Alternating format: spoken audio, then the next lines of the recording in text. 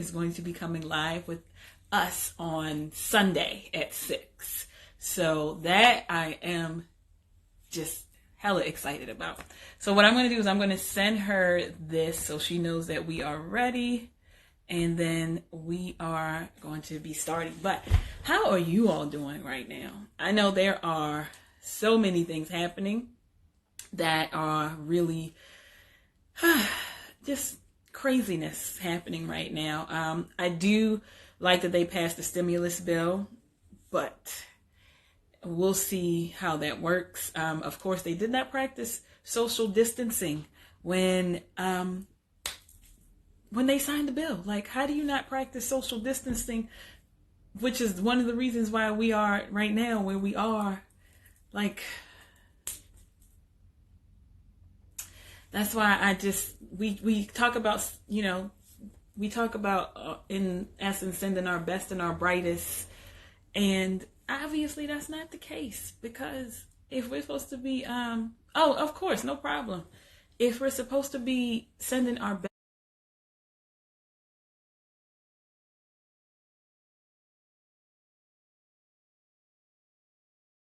best and brightest,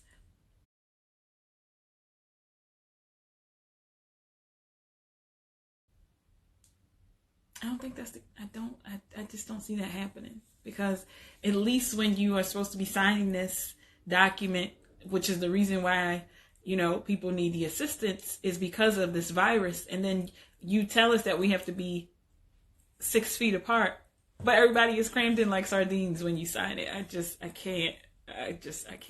But I'm excited because I have been using this time, one, to really focus on what I have to do, which is getting my shit in order. So I have been really, really focused on doing everything that I need to do for that, and Miss later, because I have some things coming up, so I'm excited. But waiting for Miss Reba, and I need to get my book, because I know I'm gonna hear some stuff that I'm gonna want to write down. Even though I don't have no Corona Bay, but I still feel like I know I'm gonna want to write down certain things that just tickle my fancy. So let me see if we can get her in. We're just waiting for her to join.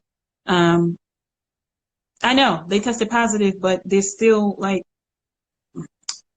hey, gorgeous. Hey, hold on. I'm trying to, my little camera's dirty. Hold on. Okay. There we go. Okay. Hey.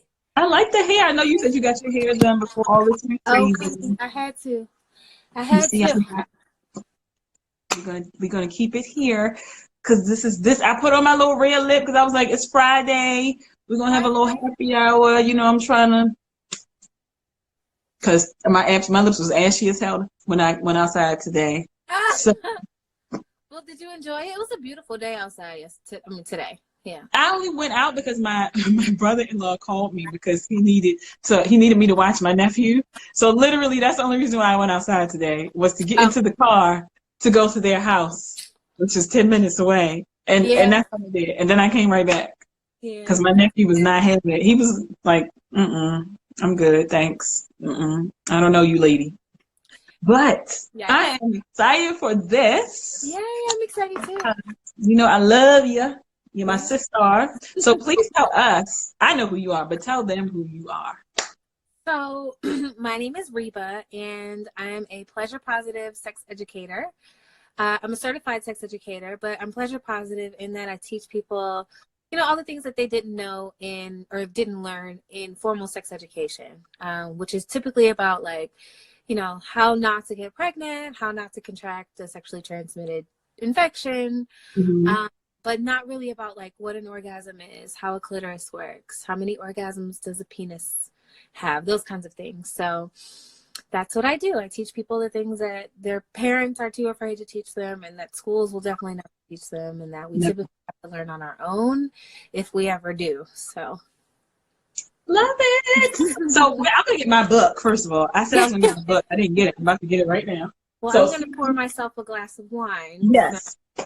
If you see my butt, excuse me if you saw my butt just now, I just need to, this is my journal for the week, because I have been going to webinars, I have been going to all types of just random things, taking notes. So this is like my notes for this week, just this week, because I know it's going to be more after this. So I am ready when you are. Listen, I'm the student. Well, I know we had some questions today. We did. And so one, yes. Go ahead. No, well, I don't want to start with that question, but I do want to talk about it because I think it's important, right? Yes. But yeah, let's talk about pleasure. Like, let's just talk about what is pleasure? What does that mean? I look at pleasure as an act of resistance, especially in these times. Because especially as women, we're not really taught about like how to advocate for our pleasure, what our sexual pleasure even looks like, and that my sexual pleasure looks different from your sexual pleasure. And that doesn't make either one of us abnormal or weird or wrong or whatever. It doesn't mean that my vagina is any less good or bad than yours because of how our clitorises work. And so, I don't know, pleasure is something that we are consistently like in search of, but something that we are not allowed to talk about, right? Yes. So yeah, I find that to be really unfortunate because we miss out on joy, right? And so part of my work is to teach people how to prioritize their pleasure. I love that. Because a lot of us don't even believe that we're worthy of pleasure. So prioritizing it. What, girl? What are you talking about? Oh, my lashes. Sorry. Okay, there we go. But yeah. So. But that is true. I find that, especially with what I do, it's the same thing. Like a lot of women, Black women, and I know you deal with all women, but a lot of Black women don't feel like they are worthy to, because we are literally, especially for, you know, the church and what we see in the media of how our bodies are used as like centerpieces of other things, but never like for us, for our own pleasure, like you were saying. Yeah, we're always the subject, right? We never be objective about our pleasure. And, you know, for many of us, Black women, a lot of trauma is passed down through our DNA when it comes to like pleasure, whether it's sexual pleasure or sensual pleasure. And there's a difference. Can we talk about that for a second? Please do, because I'm about to get my book. Go ahead. So the difference between sexual pleasure and sensual pleasure, they can be the same, right? Sexual pleasure to me is one of the most fulfilling acts of sensual pleasure that we can experience, right? Oddly enough, another act of sensual pleasure that I think about is food, right? So when you think about something that really hits on the senses, sight, sound, taste, touch, smell. I married a chef, not for nothing. But because like we both work in very sensual industries, right? Food, you know how you moan out when you're eating food that's good? You go, It's just like you can't even help it. That's how I tell people how to tell if your partner's fake moaning, right? You give them you give them some food, and if they don't make the same noise, they faking. That's a good one. No, that's really good. I never thought about that. That's a good one. You just put some people into some game, because that's good. But yeah, but yeah, so going back down to like, I noticed that Crystal was saying that trauma is passed down through the DNA, and that's a whole word. And yeah, I mean, that's something that I just learned recently. And it didn't dawn on me that like, oh man, I found out I'm part Irish, right? I celebrate St. Patrick's Day, you know, my little 12%. And then I was like, wait a minute. There are no white people in my family. How am I part Irish? And when that really dawned on me, like the trauma that my ancestors must have suffered, but also the work that I'm doing now to kind of combat that and help other people past that, I think it's, I don't know, I feel like I'm in service. Like my ancestors are really, you know, they got my back. They like, yeah, you're doing the work because we need this, you know? Black women especially. Like, I'll never forget when I first started teaching my Below His Mind Fellatio workshop, right? Check it out. Yeah. People would come to the class and be like, hey, who's the teacher? And I'm like, hey, it's me. Yeah. Give hey too. That's crazy. But it's not. It's not crazy. And when I'm thinking about it, it's not, because that's not what is shown to us. Yeah. Like, this is not something that we are shown that we can be a part of this conversation. Yeah. Yeah. It can be And about us, but we can't be a part of it. it can be about us. It can be about our likeness. It can be about how to be more like us, but we can't be in the conversation. No. And so I love to be able to like lead the conversation. I like that it's like, you know, I I love that not only do I serve Black women because it's a very, you know, that's my passion, but the Yes. fact that like this message is also universal. So, you know, there's trauma that's passed down through generations that we really like, we have to do the work. Like, I know y'all came here to talk about pleasure, but shame, the two biggest Thank barriers you. to pleasure are stress and shame. Mm. And so you can beat stress by relaxation, right? But shame, how do we beat that, right? How do we overcome that? And then if we have trauma kind of folded into that, how does that work, right? So I've been doing a lot of work just personally, reading up, learning about how to be more trauma informed, because I'm a sex educator. So I just teach you how the body works. These are the functions. But, you know, as someone who has probably, I would say that I've experienced a mild amount of trauma in my like present day life. I don't feel equipped to be like, you know, okay, everybody bring me your trauma burdens. I don't think that's my ministry, but I do want to be able to help and inform. So yeah, but so going back to what we were just talking about, you know, we get on tangents. Okay. We do. I don't know. We do.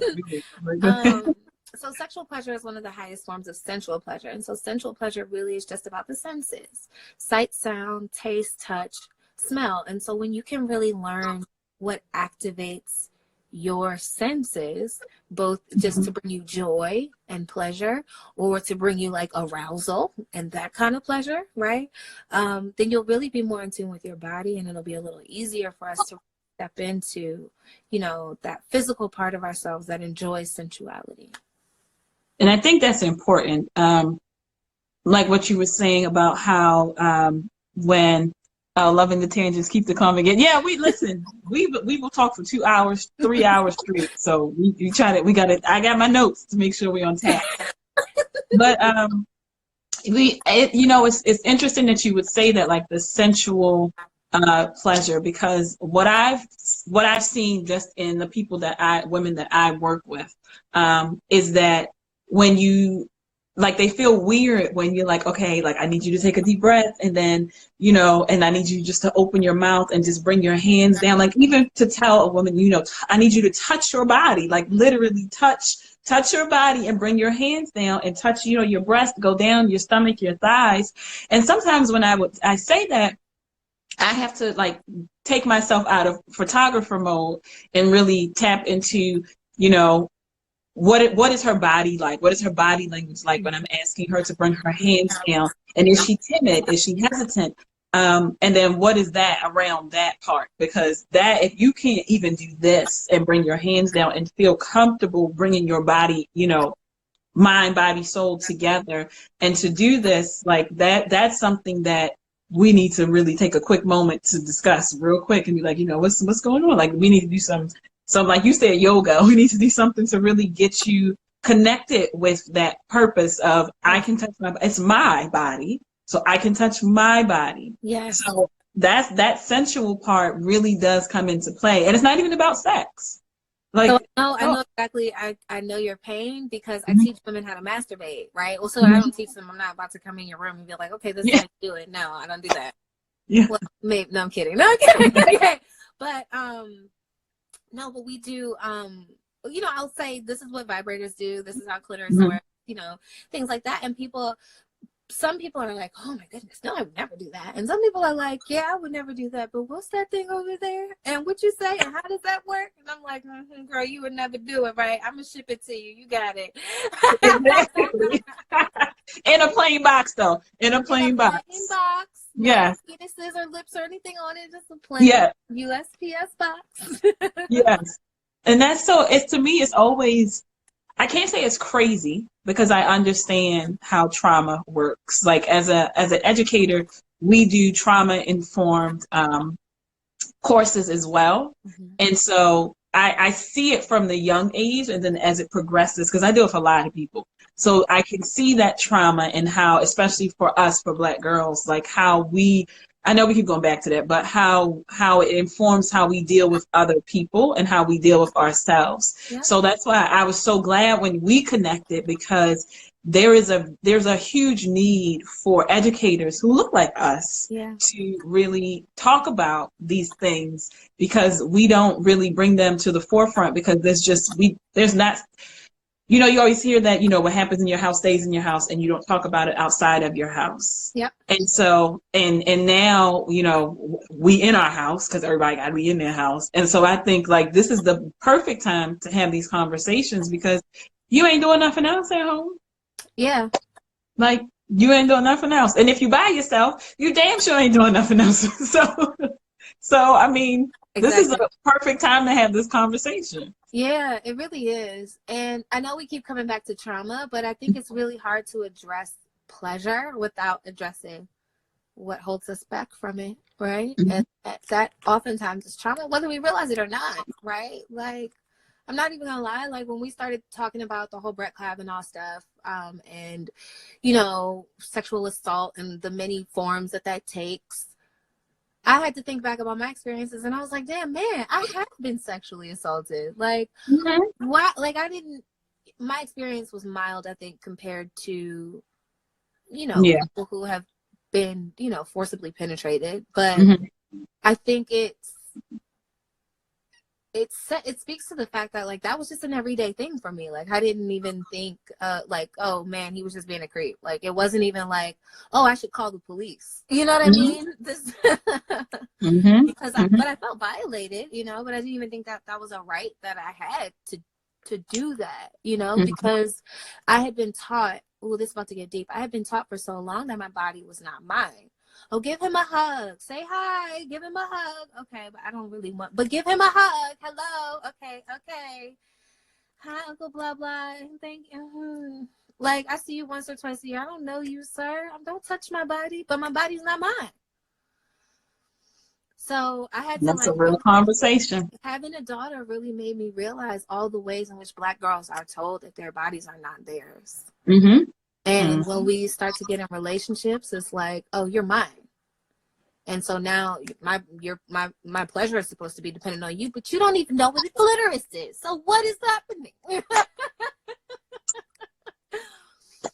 And that's another thing. Like as I'm continuing on my dating journeys, I realized that a lot of men will start with the sex talk. And I'm like, sir, first of all, do you know my name? Do you know my name? Do you know my birthday? What color are my eyes? Thank you. Like, do you know that I love to wear red lipstick? Like, Ray said hold on, sorry. Exactly oh shoot. That generation needs to stop telling their children and grandchildren to physically interact with strangers, even familiar men. No, I mean, I think it's super harmless. Like, I do that. I found my mom doing it with my father. She was like, oh, give grandpa a hug. And I was like, not if she doesn't want to. And my dad got a little offended. But I had to, like, you know, sit him down and explain to him, like, you know, these are the ways in which Black girls, our agency is taken from us. And after that, he was like, okay, fine. Well, if you don't want to have a hug from me, fine. And I was like, don't guilt her. Okay. Yeah. Like, that's another thing. But I think it's just, we have to really learn how to break these patterns of behavior, but we have to recognize them first. Yes. It seems harmless. Like, oh, just give your uncle a hug. But, like, we know that many of these uncles are touching us inappropriately. So, no, don't give him a hug, you know? You do what you feel.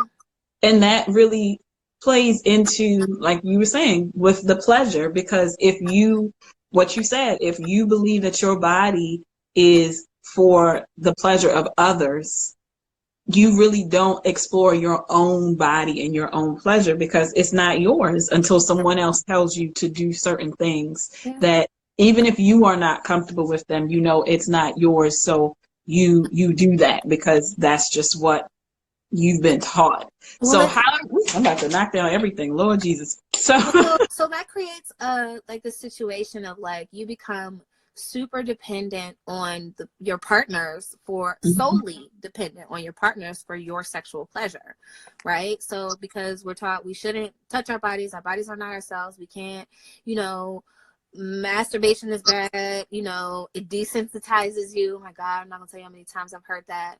That's bullshit, by the way.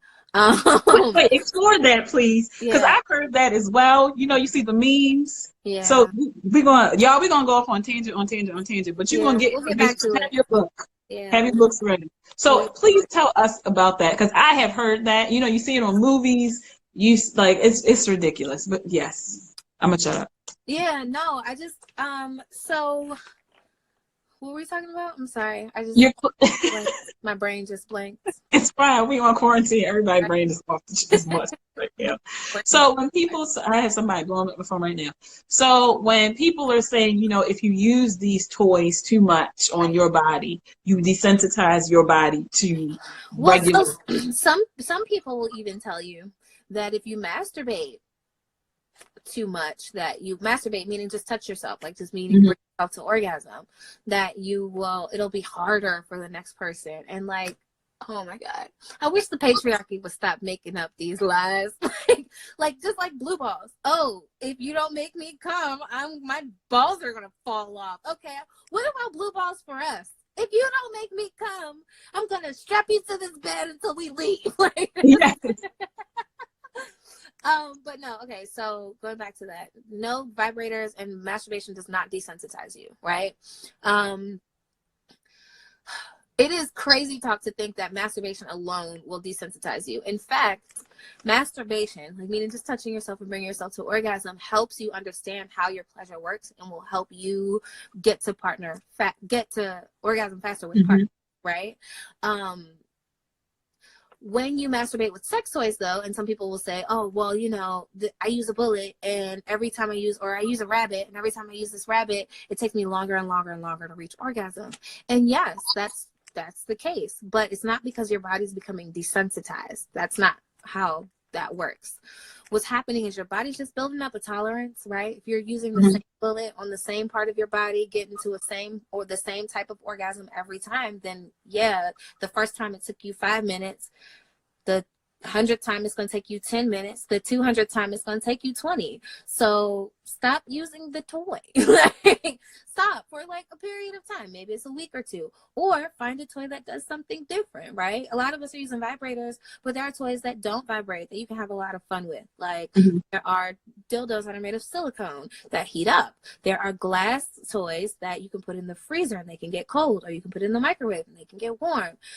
Particularly for people who like penetration. If you're someone who likes, you know, external stimulation, meaning you can reach orgasm from just, you know, somebody rubbing you on the outside, then you might want to check out clitoral suckers. They're little toys that go on your clitoris. Listen, it was an Amazon thing where somebody was talking about that, where they had like their leg, they had a fake leg on the side of the tub, and they were talking about one that was like, they woke up and it was like next week. I was like, okay. Yeah.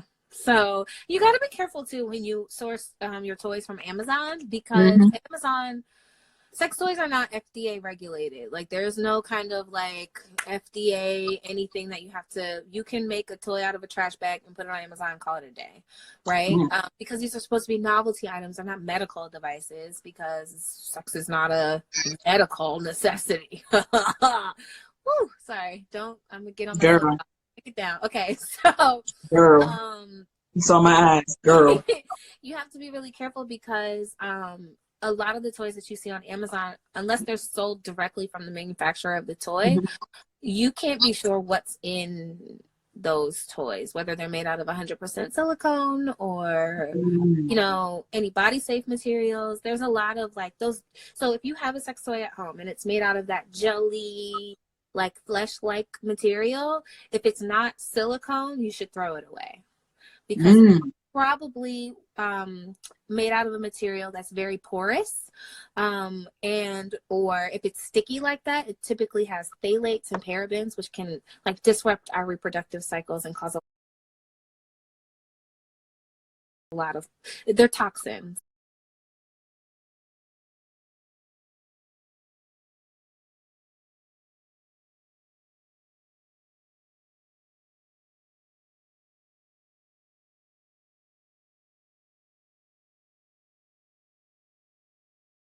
And so these toys are made by people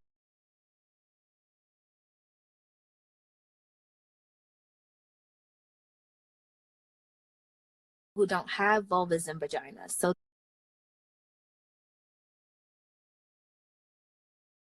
they don't know any better.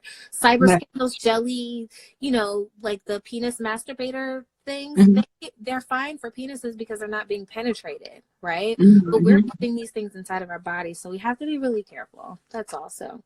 Just make sure that whoever you're buying your sex toys from on Amazon, make sure that it's actually the manufacturer of the product, or actually, you know what? Just buy from a trusted sex toy reseller. There are so many out there.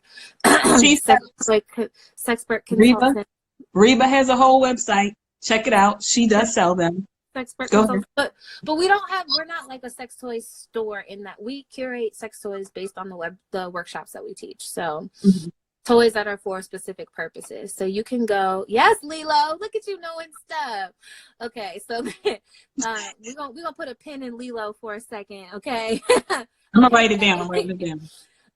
But yeah, so Lilo is a really great brand. Find some good brands that work for you. I can give you some of my favorite brands. Lilo is definitely one of them. They're like the Mercedes-Benz of sex toys though. So like you want to spend a grip on a Lilo. We have some Lilos on our website, but Lilos, they have like a 5-year warranty and a 10-year guarantee. So it's worth the money. But if you're going to get a Lilo, I'm going to tell you my favorite is a clitoral sucker. It's called the Sona Cruise. And it's got sonic wave, like that. It does this pulsation thing, and I can feel the legs of my clitoris. It's just amazing. I really love this on a cruise a lot. That sounds like you wouldn't wake up. That sounds like stuff you need now if you're going to be inside for 15 weeks. Like that would be. I know our warehouses are still shipping, but I think Lilo might be still shipping too. And they're you can find them on like Instagram, but they're Lilo, like LELO.com. They're great. You have two women who said yes, they are the business. I will not say that I love the company, but I do love their toys. They have amazing toys. All right, next company that I love is Unbound. Unbound Babes. They're dope. It's a female owned and run company. They have some really great vibrators and some really cool. Oh, I'm going to show you one. I'm going to show you my favorite. Please. Okay. And then someone asked, what's it called? The toy you like? The toy she liked was called the Sona Cruise. Right? Yes, that's right. I wrote it in. Yes, the Sona Cruise. Yeah, it's from Lila. It's SONA, Sona. And I like the Cruise. They have a regular one that's a little cheaper, but don't cheap yourself out. Go ahead and splurge for the Sona Cruise because it has more settings and it's a little more powerful. I just really like that one a lot. But this one is called the Palma, and I don't use this one. I wear it. It's a ring, so. Well, excuse me. And excuse my nails. I did not go see my nail tech before I left, so before I got to quarantine. But look at that. Isn't it so cute? And you would never know. And you can wear it both ways, so you can wear it this way too.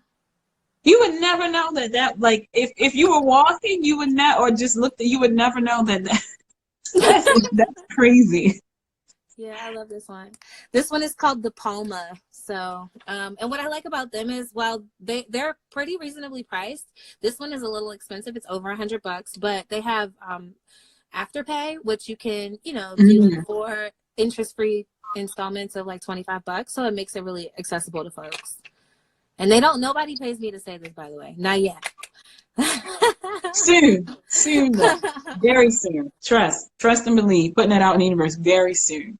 So I love that though. So what you said, Lilo and then the Unbound Babes. Yeah, Unbound Babes, they also have some really cute, like if you're into the like more adventurous sex stuff, so they have some really cute cuffs. Like they have these over-the-door cuffs that are just very dainty. A lot of their toys look like jewelry. So they're just Oh. they're really not like they're very very nice toys. And they're not like super expensive, which is what I like about them. So it said, can you use it during sex? That was a question. Oh yeah, for sure. So this little thing just turns on and it starts to vibrate. I think this one might be dead. Oh, nope, it's not. And so it starts to vibrate, and so it's on vibrate now. It's very like you can't even tell, and so I think it's great. Why am I like this? Like I can see. Right? I think it's great for fellatio if you're or oral sex just in general. Like you can put this on the clitoris or on the anus or on the balls. You know what I mean? There's a lot of different things that you can do with the Palma, but I really like this one a lot. It says the Palma. Oh, somebody says the Palma is dope, especially for those random public sex experiences. I mean, you never know when you're on the go and you just might want to get it in. Like it's great to just have just in case. It's a good anniversary, you know, wear like, you know, That's true. I think one of the things that I've learned about pleasure is that when you get curious and playful, that's when pleasure is the easiest to attain. Right? When you're serious and you're like, okay, I gotta get pleasure, I gotta get orgasms, I gotta, you're less likely to get to the goal, right? But when you get curious and you get playful and you say, I wonder if this would work and I wonder if that would work, it just keeps the spice and it helps you understand your partner's pleasure and your pleasure better. So that is true. So sexual, we talked about sensual, and then we were going into the sexual part of that and how they are different. So the sexual part of it is just a culmination. It's like the ultimate gratification from all of the senses that you can experience, right? And so that's kind of how I see sex. Like I think that we are not able to experience sexuality fully without really like being grounded in our sensuality and grounded in our senses and in our body and in our sight, sound, taste, touch, smell. I think sexual experiences are more enhanced for everyone when we can ground down into our bodies and really experience our senses. So how would you suggest someone, let's say if they're trying to figure out, like you're saying, grounded into your body to really get that full experience, how would you suggest that they do? Or are there any things that they could do to get to that, to ground themselves? So I am always talking about how I'm a student of like Ayurveda and just, you know, natural and holistic ways of, you know, healing oneself. And so I'm going to sound kind of dorky when I say this, but meditation is a really great way to learn how to ground yourself into your body. And I recommend starting with sensual experiences that are non-sexual, like whether it's, eating food or getting a massage, but you want to ground yourself in meditation that helps you come back to your body, right? Let's say that you are feeling discomfort or you're thinking about your to-do list or what so-and-so has said to you at work. Having a meditative practice that says, okay, going back to what feels good. What feels good in this moment? Right? Maybe it's just that little inkling. Maybe that's just that little warm feeling, right? That we get right around our clitorises when we start to get aroused. It's all we're feeling, but let's feel that. You know, let's really like take some deep breaths and feel into that. Even if you're eating food and you start to feel aroused, that's okay. Because this is a sensual experience, right? And sensual and sensuality and sexuality are always so intertwined. And I never really understood that until I started doing this work. And yeah, so I see that I use that meditation a lot. I usually take my students through it in our sensual self-care class. And then that's a tool that they can just always come back to, right? And I see that Keyshawn says start with tantric meditation. So a lot of the things that I talk about are based in Tantra, and we can talk about Tantra a little bit. I have my little book that I've been reading. I'm also a student of Tantra. So hold on, I'll show you my book. The floor is yours. Thank you all for joining us. Appreciate it. If you have any questions, again, please, or comments, please feel free to post them. So Urban Tantra is a really great book for people who are wanting to learn more about what is Tantra. And You know, I start talking about tantra and people are like, okay, eyes gloss over. They're like, I'm not thinking about that. But when I start to just fold it into the work that I do, people are a lot more receptive. And so that meditation that I just talked about, how to ground yourself in what feels good, it's just like the very basics of tantric meditation, right? So you want to ground yourself in your body, in your senses. And I like to isolate. So especially when I'm masturbating, I do this this meditation so that it's easier for me to do it in sexual experiences. So using my sex toy, I'm like, okay, what feels good? Oh, that feels good. And usually I'm there and it's like, oh man, that didn't last long. But that's kind of the point, right? And so, but doing it with non-sexual experiences is really important too, because you can just really train your brain. That's what you're doing. That's what meditation is doing. Meditation is retraining your brain. So you want to train your brain to really focus on the body and relaxation. So you have to start with relaxation, right? It's if you're tense and you're feeling, tight and gross, then of course you're not going to be able to get to pleasure. Duh. You have a lot of barriers that you have to get down first. So the first thing you have to do is like set your senses to relaxation, right? A lot of people always come to me, they're like, well, what's a sexy move? Well, what would you do to relax? Oh, it's the same. Yes. But you know what? Some people will say that they use sex to be stress-free, to relax. Yeah. So I mean, that's true. Some people do. Yeah. There's a book called Come As You Are by Emily Nagoski. And in it, she made a survey of a bunch of women who, wanted to find out if they were normal, how their sexual drives kind of, how they are. Is that normal? If I want to have sex all the time, is that normal? If I only have sex some of the time in certain situations, is that normal? If I don't want to have sex at all, is that normal? And in that book, she describes that most people, or 15% of people, get pleasure from pleasing their partner, right? But what about the 85% of us? I was going to say, because 15% is not a lot if you think about it, depending on what her focus was, like how many women she had. Yeah. So, right. And so, and I'm pretty sure it's over 100 women that have taken this study. So it's at least 15 women. So, but anyway, so I think that book is just a really good, like, that's the one thing people always want to know too, is like, am I normal? Is this normal?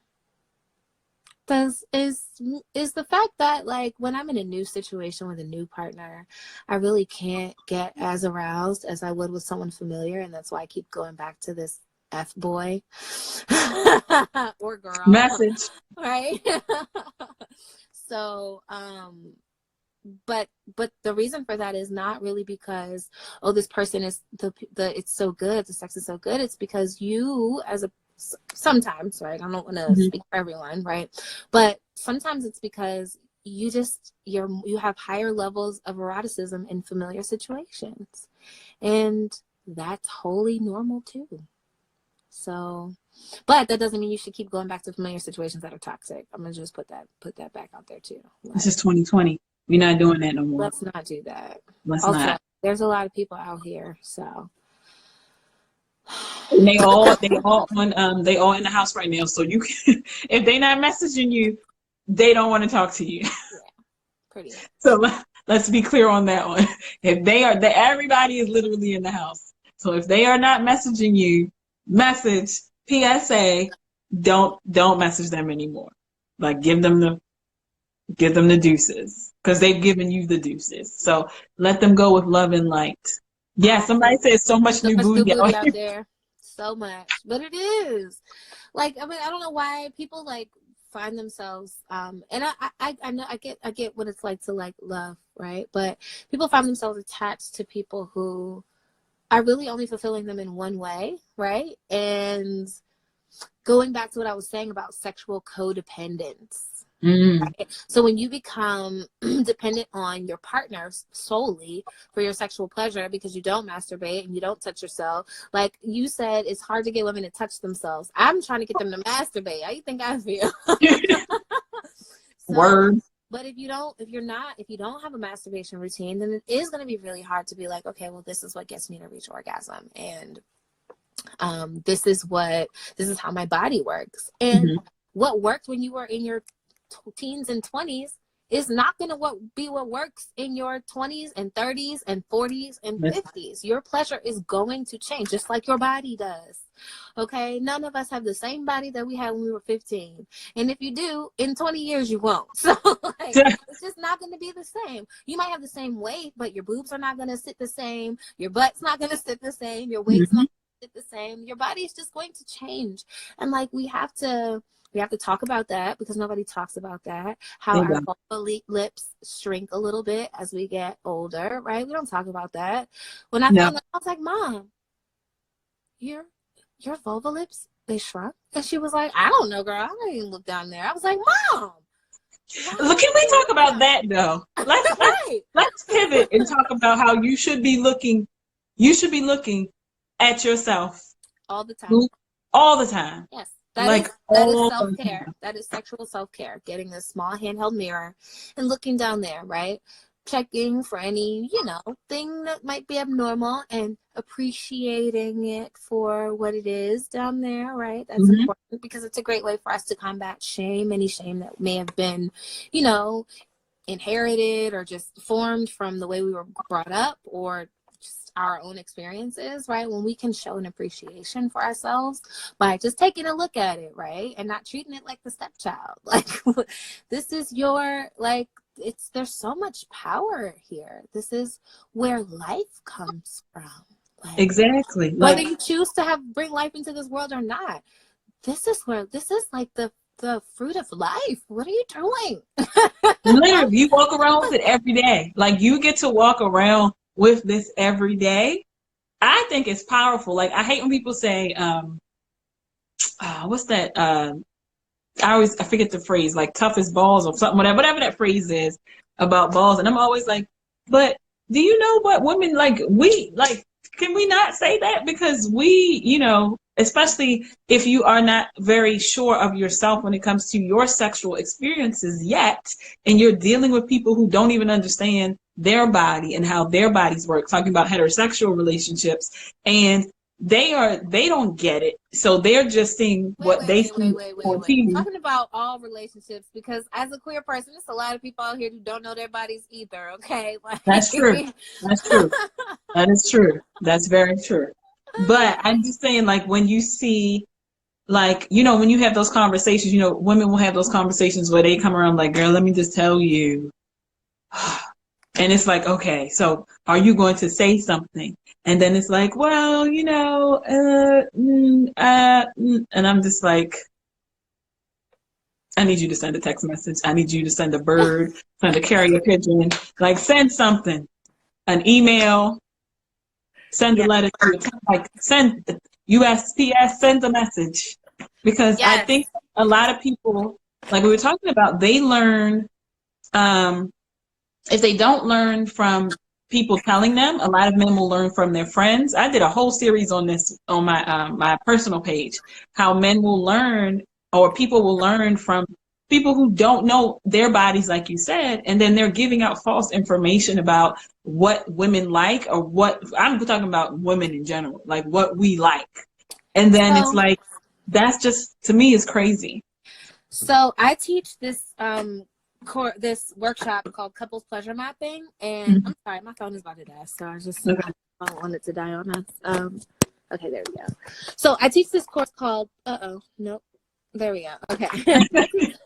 I teach a course called Couples Pleasure Mapping, and in that course I go over the anatomy for pleasure, depending on the who the partners are, but typically for heteros it's the female and male anatomy. And when I start to talk about like the orgasm gap that exists in heterosexual relationships, so let's talk about that for a second. The heterosexual orgasm gap is basically for every 90 times a man orgasms, the woman in that heterosexual relationship will orgasm. I'm sorry, for every 90 times a woman will orgasm 65. And what's crazy? I went on a podcast, my first ever podcast, and we were talking about this.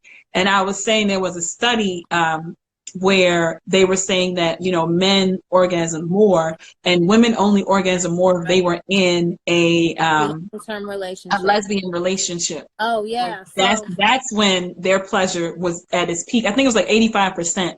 So they yeah. always orgasm. So Whereas women, 80 to 90% of queer Mhm. people, whether they're lesbians or gays or whatever, they orgasm way more than heterosexual Mhm. women do. So it's just, you know, that's why my tagline is prioritize your pleasure, because that orgasm gap exists solely because of two things. One, a lack of education, and two, a Mhm. lack of advocacy. Right?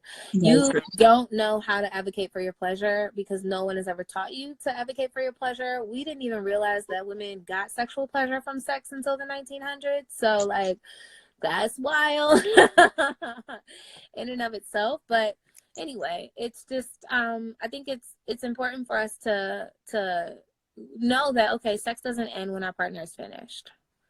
It ends when we're finished, when we're satisfied, all of us, whoever that is. Everybody. Yeah. Everybody.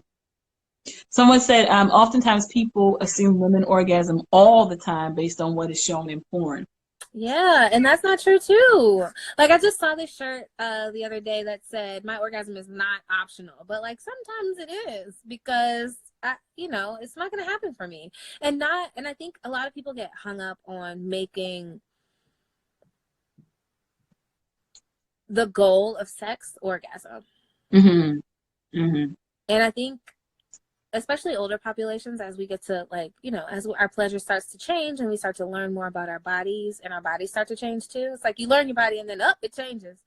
That's what I call menopause second puberty, because it's like, what is happening? I'm getting this Mm-hmm. amazing new body. That's dope. Okay, but wait, what's happening with my period? Like, Mm-hmm. second puberty is crazy. But anyway, what were we talking about? Talking about sex not being just for orgasm. Yeah, so I think a lot, when the goal is orgasm, it puts a lot of pressure on us as the people who have the elusive pleasure in the first place. Although it's not elusive once you understand how clitorises work, right? But we're the ones with the elusive pleasure, especially in hetero relationships. So it puts a lot of pressure on us to reach orgasm, but it also puts a lot of pressure on our partner for us to reach orgasm. And so that Mm-hmm. pressure puts anxiety, and then anxiety causes us to be in our heads, and now in our heads, and now we're not in our bodies. So now we're damn sure not going to orgasm. So what do we do? You fake. They fake. That's when you get that. Exactly. Exactly. And so that's what I was going back to, was lack of education, and then lack of being able to communicate honestly. Mm-hmm. And so because we feel like, especially in heterosexual relationships, that our partner's ego is all wrapped up in our ability to orgasm from their hand, because we're supposed to be sexually codependent. I'm not gonna tell you how many men were like, you use sex toys? What do you need that for? I'm here. And I'm like, I need it because you're here and you don't know what a clitoris is. And I still want to enjoy this too. And I don't want you to get carpal tunnel in your hand from trying to do this all night. So I'm going to bring this sex toy in. We're going to call it a day. Or you're not going to have sex with me. Bye. We gonna get it in regardless. Okay. About what women like, or what I'm talking about women in general, like what we like. And then it's like, that's just, to me, is crazy. So I teach this this workshop called Couples Pleasure Mapping, and I'm sorry, my phone is about to die, so I don't want it to die on us. Okay, there we go. So I teach this course called nope, there we go. Okay. I teach a course called Couples Pleasure Mapping, and in that course I go over the anatomy for pleasure, depending on the who the partners are. When the goal is orgasm, it puts a lot of pressure on me. And when I start to talk about the shame that may have been, inherited or just formed from the way we were brought up, or just our own experiences, right? When we can show an appreciation for ourselves by just taking a look at it, right? And not treating it like the stepchild. Like, this is your, like, there's so much power here. This is where life comes from. Exactly. Whether Like, you choose to bring life into this world or not, this is like the fruit of life. What are you doing? literally, you walk around with it every day. Like, you get to walk around with this every day. I think it's powerful. Like, I hate when people say, what's that? I forget the phrase, like tough as balls or something, whatever that phrase is about balls. And I'm always like, but do you know what women like? We like, can we not say that? Because we, especially if you are not very sure of yourself when it comes to your sexual experiences yet, and you're dealing with people who don't even understand their body and how their bodies work, talking about heterosexual relationships, and they don't get it, so they're just seeing what they see on Wait. TV. Talking about all relationships, because as a queer person, there's a lot of people out here who don't know their bodies either. Okay, like That's true. That's true. That is true. That's very true. But I'm just saying, like, when you see, like, when you have those conversations, women will have those conversations where they come around like, girl, let me just tell you. And it's like, okay, so are you going to say something? And then it's like, well, and I'm just like, I need you to send a text message. I need you to send a bird, send a carrier pigeon, like send something, an email, send a yeah. letter to your, like send USPS, send a message. Because I Yes. think a lot of people, like we were talking about, they learn, if they don't learn from people telling them, a lot of men will learn from their friends. I did a whole series on this on my personal page, how men will learn, or people will learn from people who don't know their bodies, like you said, and then they're giving out false information about what women like, or what I'm talking about women in general, like what we like. And then it's So, like, that's just, to me, is crazy. so I teach this this workshop called Couples Pleasure Mapping, and Mhm. I'm sorry, my phone is about to die, so I Okay. don't want it to die on us. Okay, there we go. So I teach this course called nope, there we go. Okay, I teach a course called Couples Pleasure Mapping, and in that course, I go over the anatomy for pleasure. Depending on the who the partners are, but Mhm. typically for heteros, it's the female and male anatomy. And when I start to talk about like the orgasm gap that exists in heterosexual relationships, so let's talk about that for a second. The heterosexual orgasm gap is basically for every 90 times a man orgasms, the woman in that heterosexual relationship will orgasm. I'm sorry, for every 90 times a woman will orgasm 65. And you know Wait, what's crazy? I went on a podcast, my first ever podcast, and we were talking about this. And I was saying there was a study where they were saying that, men orgasm more and women only orgasm more if they were in long-term a relationship. lesbian relationship. Oh Like, yeah, that's so that's when their pleasure was at its peak. I think it was like 85%. So they yeah. always orgasm. So Whereas 80, women, 80, 80 to 90% of queer mhm, people, whether they're lesbians or gays or whatever, they orgasm way more than heterosexual mhm, women do. So it's just, that's why my tagline is prioritize your pleasure, because that orgasm gap exists solely because of two things. One, a lack of education, and two, a mhm, lack of advocacy. Right?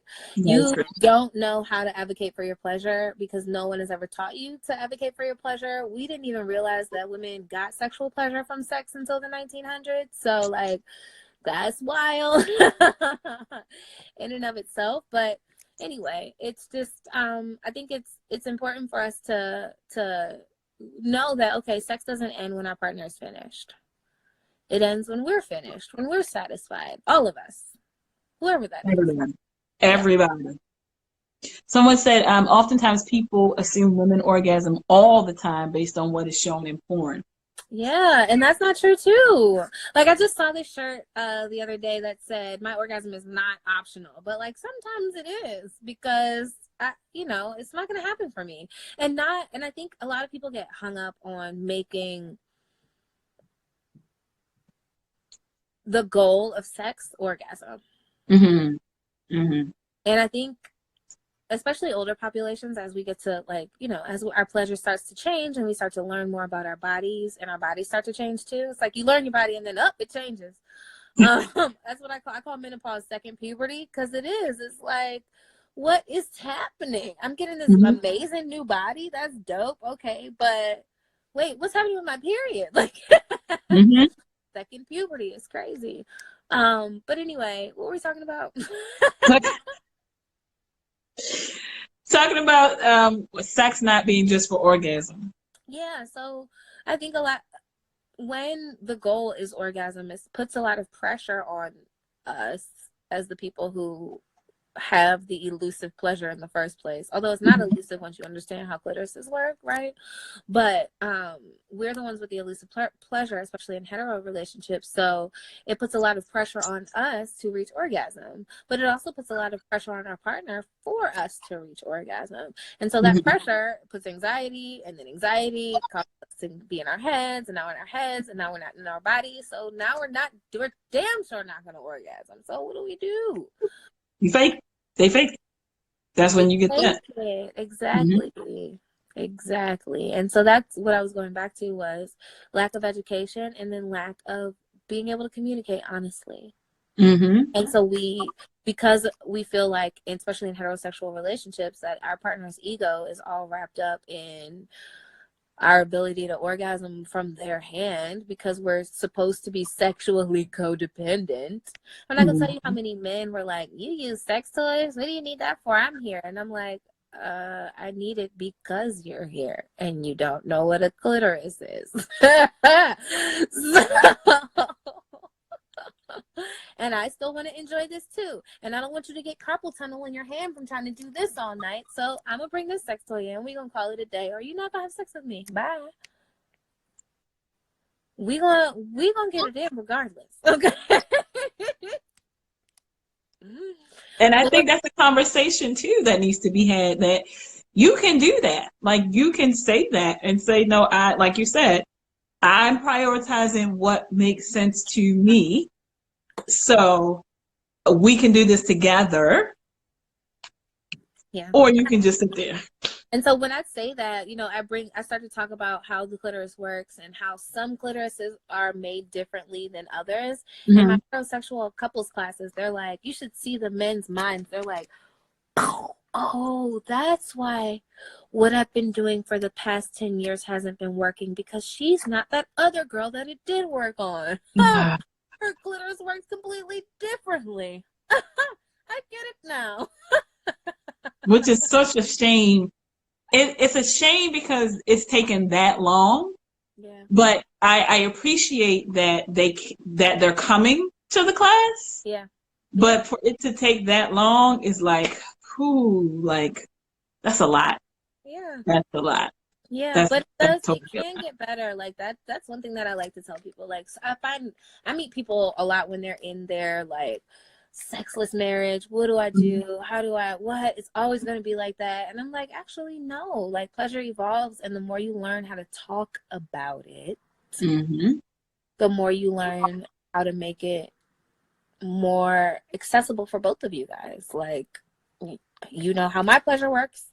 I know how your pleasure works. Let's explore what pleasure looks like for both of us together. So I love that. And so with that, do you see more of, I know that you have, plenty of classes, but do you see more of a younger demographic coming, or is it more of the older? It's mixed. So lately I've seen a lot of like 30 to 40-year-olds in my classes. Because the younger girls typically think they know everything. No, I'm kidding. Hey, Trini. No, I'm kidding.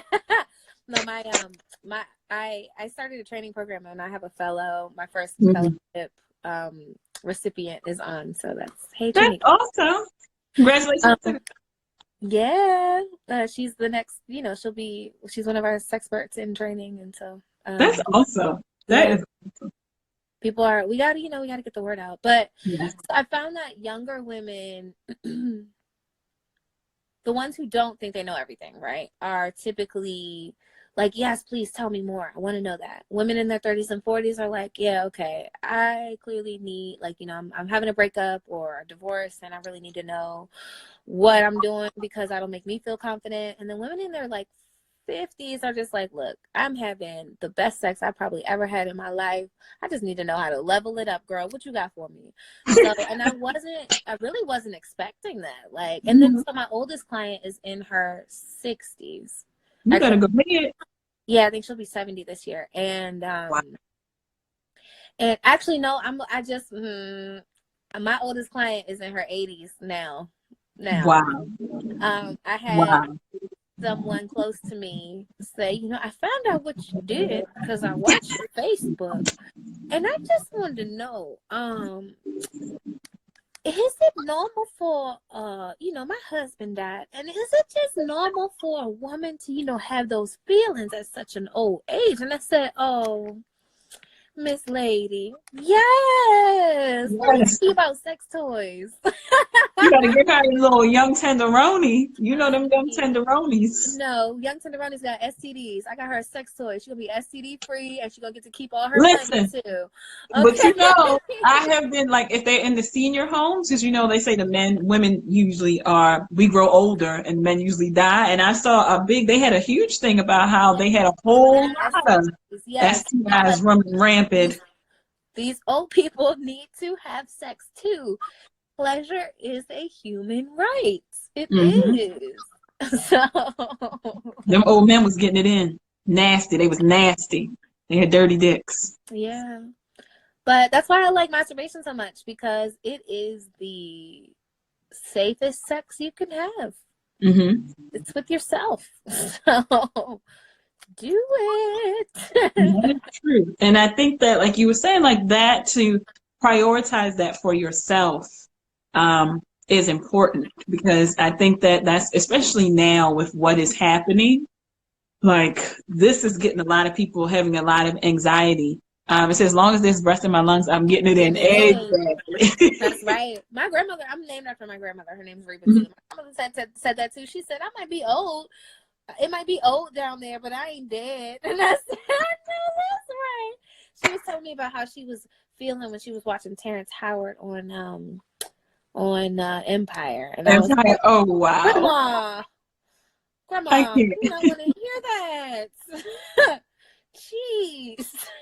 I might be old, but I ain't dead down there. She ain't dead. Listen, all her parts are working in order. Listen, y'all playing games. Everybody trying to get it in when she fit in, and y'all trying. Hey, she got it. She got it. That is fun. I'm trying to be like her when I get older. Listen, I want to be like her. This is, I will do what I will do who I want and where I want, as long as I can breathe and kneel. Yes, that's Samantha Jones, Sex in the City. Icon, okay? Iconic quotes here. First of all, I think I saw maybe one full episode of that whole entire show. Ever. You're missing out. I think I've only saw, like, literally.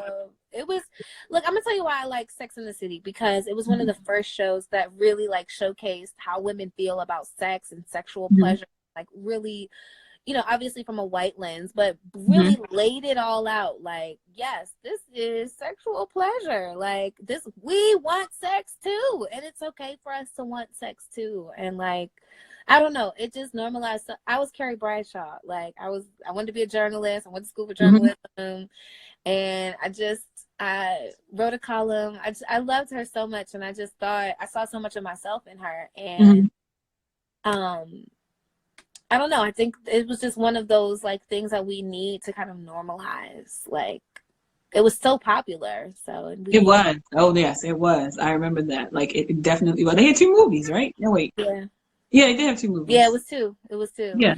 The second one, that one, but but that's what it was. But I see what you're saying with that. Like, I think that we, especially now, like, so let's pivot. Yes. Make sure my hair is on. We're doing good. I think we're doing good. We are. I just want to make sure my hair is on.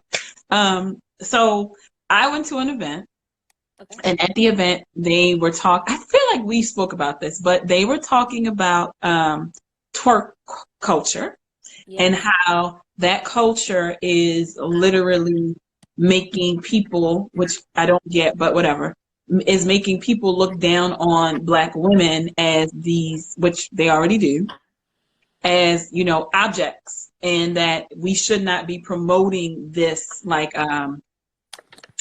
what is the twerk lady name? Cardi B. Cardi B and City Girls. I don't know who else, but Megan Thee all, Stallion. yes. Who I love, by the way. I love me some Megan Thee Stallion. I'm gonna tell I you love my something. big beautiful ass. So here's the thing. This is just another instance of the patriarchy saying, "Hey, Mm-hmm. you're not allowed to be sexual, right? You're not Mm-hmm. allowed to." And because we are hypersexualized as Black women, it's like, oh, let me tell you where twerking comes from. Can we just talk about the like ancestral history of twerking and how? Okay, let me go back. I went to this amazing event in DC back when we could have events, you know, back in the good old days. Ooh, when we get out of this, first of all, you're not gonna see me at my house, and I'm a hermit. First of all, I am a straight hermit. But when I tell you I'm gonna have a Corona fund, so when we get out of this, it's gonna be day party, night party. I don't even like the club. We're going clubbing. Every event that they have, popping bottles. We're gonna be popping Evian, whatever we could pop. We're gonna be popping. Oh, honey, it's gonna be so lit, but that's okay because I'm ready for it, and I got Um, events. I got stuff for y'all. I'm ready to. I'm trying to get all Listen. the stimulus money. Okay, so look, um, um, but going back to what we said, because I think Keyshawn makes a really good point. And I want to bring that up in a second. But I was at this event called Goddess Clapping, right? And in DC culture, you know, we do clapping is what we call like twerking, like when you make your booty cheeks clap together. That's twerking. That's how we do it. And so it was a goddess clapping session, and it was all women, and all we did was just dance as provocatively as we effing wanted. No unwanted male attention, and it was such. And we had sound bowls and meditation and like, you know, a sister circle where we shared, and it was run by Eat for Beauty DC. So check them out because I'm sure they will have fun too. Eat for Beauty Okay. DC. Eat for Beauty. Okay. Yeah.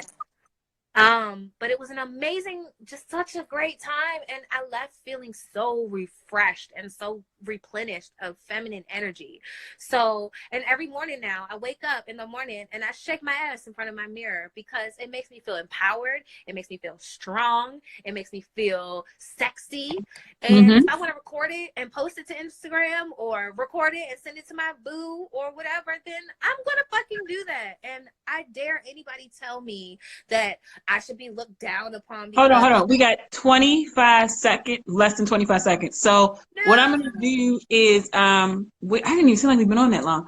I am going to talk a lot. We do talk a lot. Listen, yeah, I'm gonna call you right back. Thank you for joining us. We're gonna switch out because we got 10 seconds. So I'm gonna immediately, if you're here, I'm gonna get out and we're gonna come back live. Okay, bye.